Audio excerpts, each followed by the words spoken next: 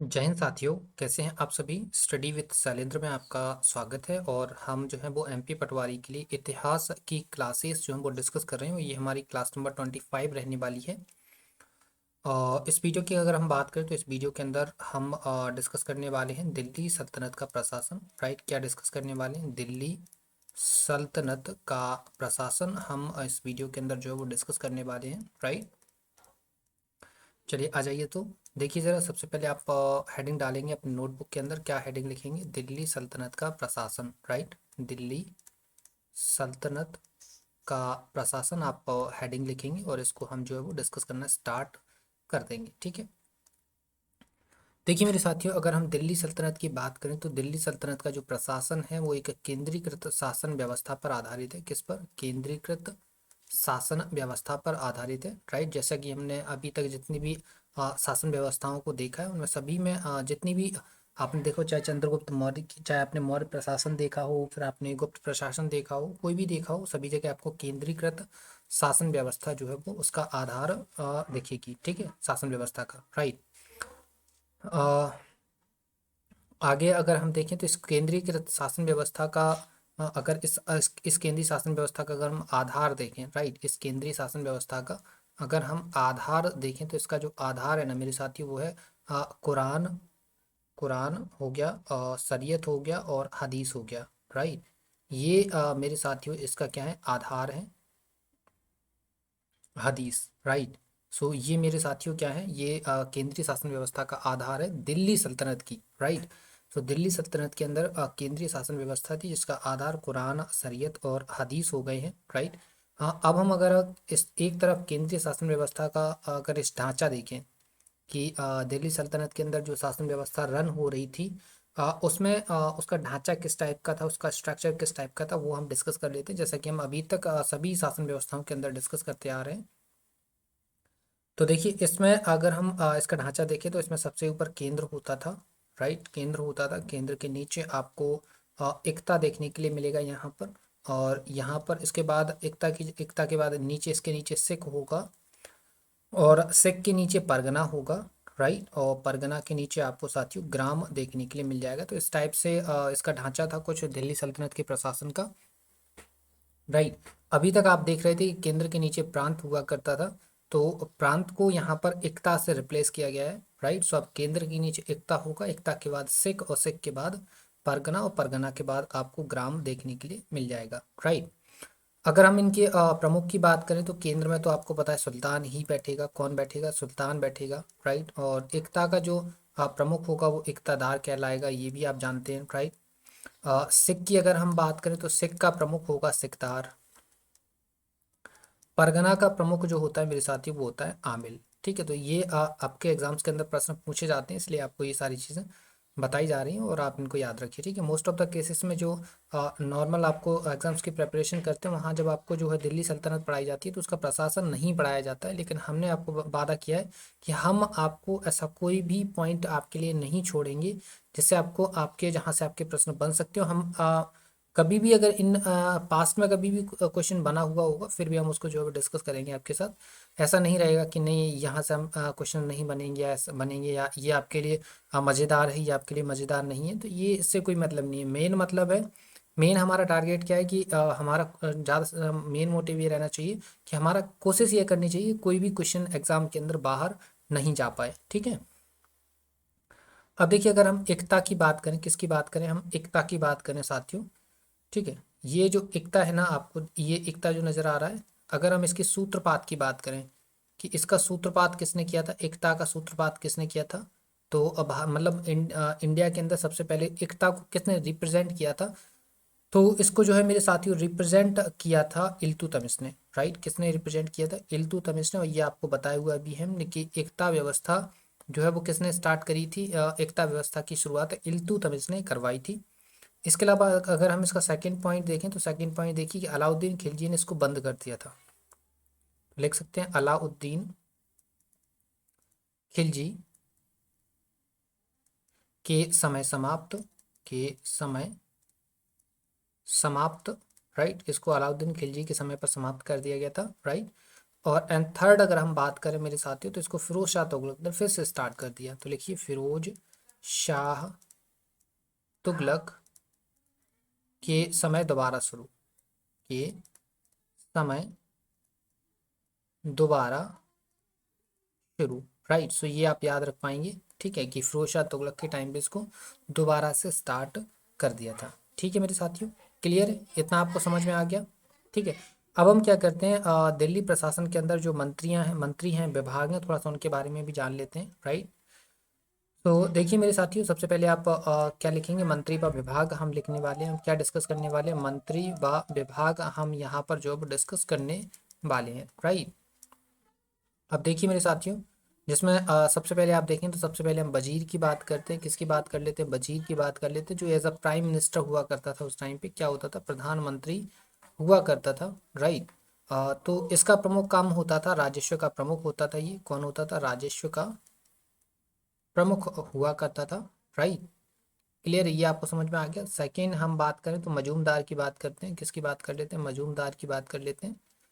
तो मजूमदार जो होता था मेरे साथियों, वो होता था उधार दिए धन का हिसाब रखता था, ठीक है, हिसाब रखता था, राइट। तो ये आपको समझ में आ गया होगा कि मजूमदार जो है ना मेरे साथियों, वो उधार दिए गए पैसे का हिसाब रखता था, धन का हिसाब रखता था। एंड थर्ड अगर हम बात कर मेरे साथियों तो लिखिए आरिज ए ममालिक, आरिज ए ममालिक, राइट। तो आरिज ए ममालिक जो है ना मेरे साथियों, ममालिक,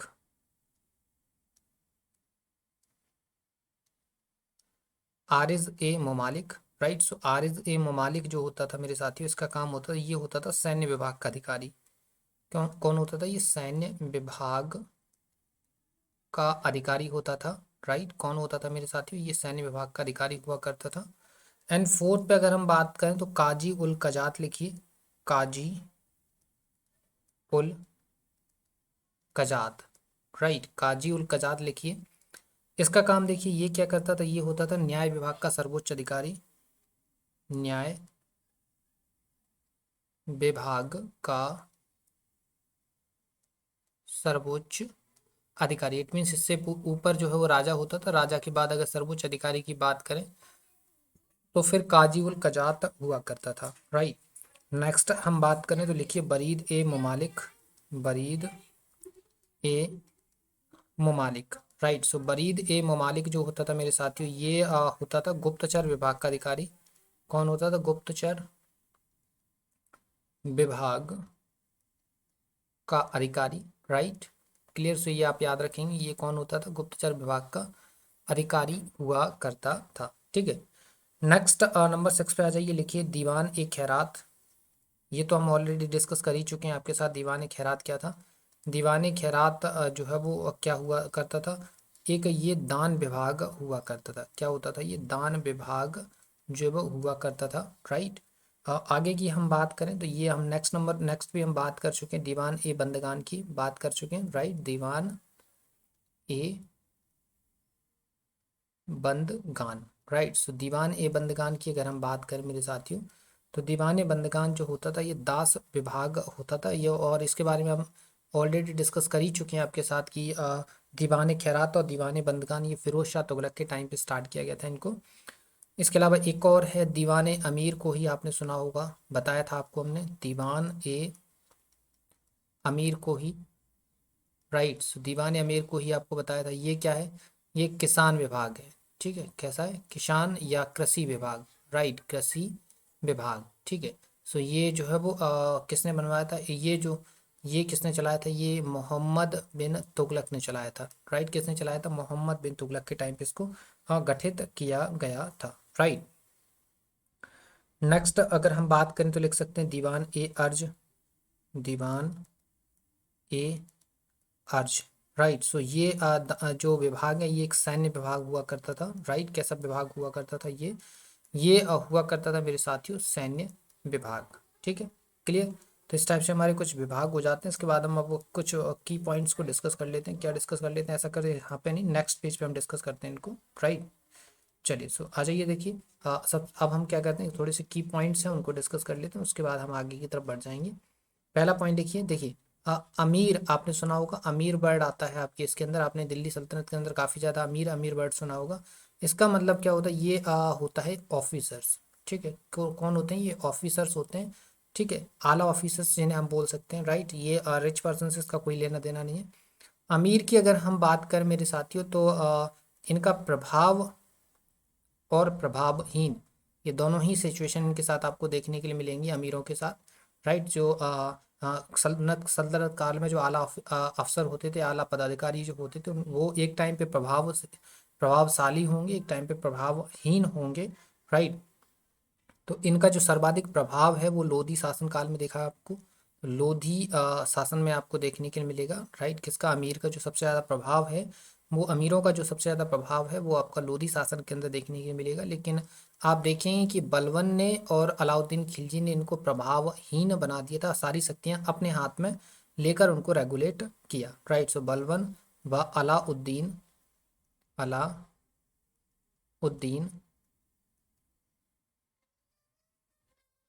खिलजी के समय, राइट, लिख लिया आपने, खिलजी के समय, ठीक है। तो इनके समय पर साथियों ये जो है वो अमीर जो हैं वो क्या हो जाते हैं, प्रभावहीन हो जाते हैं, क्योंकि ये बलबन और अलाउद्दीन खिलजी क्या करते हैं कि अमीरों की सारी शक्तियां जो हैं वो अपने हाथों में लेकर उनको रेगुलेट करते हैं, जबकि इस लोधी शासन में अमीरों को काफ़ी ज़्यादा वर्चस्व दिया गया, ठीक है। क्लियर है साथियों, इतना आपको समझ में आ गया, राइट। कुछ हम सैन्य व्यवस्था के बारे में भी थोड़ा सा डिस्कस कर लेते हैं कि सल्तनत काल के अंदर कुछ सैन्य व्यवस्था कैसी थी, राइट। सैन्य व्यवस्था की बात करें तो इस टाइम पे आप देखेंगे कि स्थायी सेना की नींव रखी जा चुकी थी, स्थायी सेना गठित की थी। आपको पता है स्थायी सेना किसने गठित करी थी, अलाउद्दीन खिलजी ने गठित करी थी, ये हम बता चुके हैं आपको, राइट। अलाउद्दीन खिलजी ने गठित करी थी, राइट। और अलाउद्दीन स्थायी सेना जो होती थी, स्थायी सेना को उस टाइम पे खारसेल कहा जाता था। क्या कहा जाता है मेरे साथियों, खारसेल जो है वो कहा जाता था। तो ये आप याद रखेंगे, ठीक है। स्थायी सेना अलाउद्दीन खिलजी ने गठित करवाई थी, लेकिन इसको जो है वो खारसेल कहा गया था उस टाइम पे, राइट। नेक्स्ट पॉइंट आप देखिए, नेक्स्ट पॉइंट आप नोट करिए, लिखिए, मंगलिक व मंगलिक व अर्राद, राइट। मंगलिक व अर्राद जो हैं ये क्या हुआ करते थे उस टाइम पे, तो लिखिए बारूद की सहायता से, बारूद की सहायता से गोला फेंकने वाली मशीन, गोला फेंकने वाली मशीन, राइट। सो ये आप याद रखेंगे कि मंगलिक व अर्राद जो होती थी गोला फेंकने वाली मशीन हुआ करती थी, बारूद की सहायता से ये गोला फेंका करती थी, ठीक है। इसके अलावा इस टाइम पे कुछ आयात भी हुआ करता था। आयात में देखें तो इस टाइम पे हाथी बाहर से मंगाए जाते थे, और घोड़े भी यहाँ पर जो देखेंगे आप बाहर से मंगाए जाते थे। हाथी की बात करें तो हाथी जो है वो बंगाल से मंगाया जाता था, कहाँ से, पूर्वी बंगाल से इनको जो है वो आयात करवाया जाता था। सबकी घोड़ा की बात करें तो इसको अरब से, तुर्क से, यहाँ से इनको जो है वो मंगवाया जाता था, राइट। क्लियर, इतना आपको समझ में आ गया, राइट। आ जाइए थोड़ा सा अर्थव्यवस्था के बारे में देख लेते हैं। अर्थव्यवस्था काफ़ी अच्छी थी इस टाइम पे, ऐसा कुछ नहीं है कि बेकार थी। बस ये कि अलग अलग शासनों के अलग अलग राजा जब आते रहे तो उनके टाइम पे अर्थव्यवस्था में थोड़ा थोड़ा चेंज आता रहा, राइट। अगर हम बात करें यहाँ लगान व्यवस्था की, तो लगान व्यवस्था को यहाँ पर मुक्ताई कहा गया है। क्या कहा गया है, व्यवस्था को यहाँ पर साथियों मुक्ताई कहा गया है। क्या बोला गया, मुक्ताई बोला गया है, राइट। और यहाँ पर अगर हम टैक्स सिस्टम की बात करें, किसकी बात करें, टैक्स सिस्टम की, तो टैक्स सिस्टम के अंदर टोटल 4 टैक्सेस की जिक्र आपको देखने के लिए मिल जाएगा। कितने टैक्सेस, 4 टैक्सेस। ये 4 टैक्स हैं कौन कौन से, उनको जरा देखिए। देखिए, पहला टैक्स हो जाएगा, दूसरा टैक्स हो जाएगा, तीसरा टैक्स हो जाएगा, और ये चौथा टैक्स हो जाएगा, राइट। पहले की अगर हम बात करें तो पहला हो जाएगा जजिया, राइट। पहला हो जाएगा जजिया, दूसरा जकात, राइट। पहला जजिया, दूसरा जकात, तीसरा हो जाएगा खम्स, और चौथा हो जाएगा खराज, राइट। तो इस टाइप से आप देखेंगे कि दिल्ली सल्तनत के अंदर आपको 4 प्रकार के टैक्सेस देखने के लिए मिल जाएंगे, राइट। जजिया की अगर हम बात करें साथियों, तो ये जो जजिया टैक्स है ना, ये गैर मुसलमानों पर लगाए जाने वाला धार्मिक कर है। गैर मुस्लिमों पर धार्मिक कर है ये, राइट। ये धार्मिक कर है गैर मुसलमानों के ऊपर। दूसरी अगर हम जकात की बात करें मेरे साथियों, तो ये ज़कात जो है वो मुस्लिमों पर धार्मिक कर है, मुस्लिमों पर धार्मिक कर है, राइट। सो ये आप याद रखेंगे, ठीक है। इसके अलावा अगर हम खम्स की बात करें तो ये लूटे हुए धन पर टैक्स है, लूटे हुए धन पर टैक्स है ये, ठीक है। जबकि खराज की बात करें मेरे साथियों तो ये गैर मुसलमानों, गैर मुस्लिमों से लिया जाने वाला भूमि कर है, से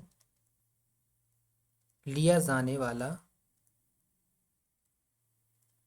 भूमि कर, राइट। सो ये गैर मुसलमानों से लिया जाने वाला भूमि कर हो गया, ठीक है साथियों, क्लियर है। चलिए आगे आ जाइए जरा, नेक्स्ट पॉइंट लिखेंगे और सेकंड पॉइंट लिखिए जरा। सेकंड पॉइंट क्या होगा, लगान निर्धारण की जो व्यवस्था है, लगान निर्धारण की जो व्यवस्था है, जस्ट 1 मिनट।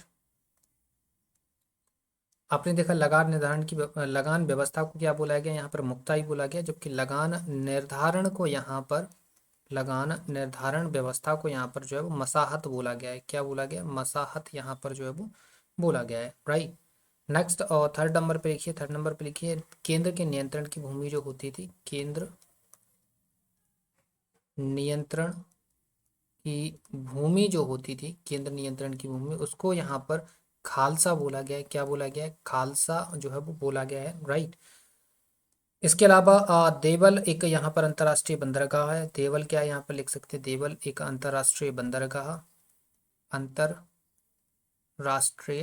बंदरगाह है, ठीक है, बंदरगाह, राइट। सो ये आप याद रख पाएंगे कि देवल को यहाँ पर अंतर्राष्ट्रीय बंदरगाह बनाया गया है। इसके अलावा हम छोटा सा एक पॉइंट और या यहाँ पे लिखेंगे, सल्तनत कालीन प्रसिद्ध शहर। ये एग्जाम्स के अंदर एक दो बार पूछे गए तो इनको आप लिख लीजिए, राइट। सो ये आप लिखेंगे। देखिए सबसे पहले आप वाराणसी की बात करें, हम बनारस की बात करें अगर, तो बनारस फेमस था सोने चांदी, सोने चांदी के लिए, राइट, सोने चांदी के लिए फेमस था। इसके अलावा सेकंड अगर हम बात करें तो सतगांव की बात कर लें अगर हम, सतगांव की, राइट, कहाँ की बात करें अगर हम सतगांव की बात करें तो ये जो है मेरे साथियों रेशमी रजाइयों के लिए प्रसिद्ध था, राइट, ये रेशमी रजाइयों के लिए प्रसिद्ध था। थर्ड अगर हम बात करें मेरे साथियों तो आगरा आ जाता है, और आगरा साथियों फेमस था नील उत्पादन के लिए, राइट, किस लिए फेमस था, नील उत्पादन के लिए, राइट। सो इस प्रकार से हमारी ये जो है वो दिल्ली सल्तनत जो है वो ख़त्म हो जाती है, क्लियर। तो ये हमने यहाँ पर क्या, दिल्ली सल्तनत की शासन व्यवस्था को यहाँ पर जो है वो डिस्कस किया हुआ है, राइट। सो उम्मीद है ये चीज़ें आपको समझ में आई होंगी, अच्छी भी लगी होंगी, आपने नोट कर लिया होगा। दिल्ली सल्तनत से इतने में से ही आपका प्रश्न लगभग बन जाता है, ठीक है। अभी हम एमसीक्यूज डिस्कस करेंगे तो वहाँ भी बहुत सारी चीज़ें आपको बताई जाएंगी, तो आपको परेशान नहीं होना है। जितना डेटा आपको डिलीवर किया जा रहा है उस डेटा को आप जो है वो नोटबुक में नोट करिए, याद करिए, राइट, ठीक है। तो फिर मिलते हैं आपसे नेक्स्ट वीडियो में, तब तक के लिए धन्यवाद।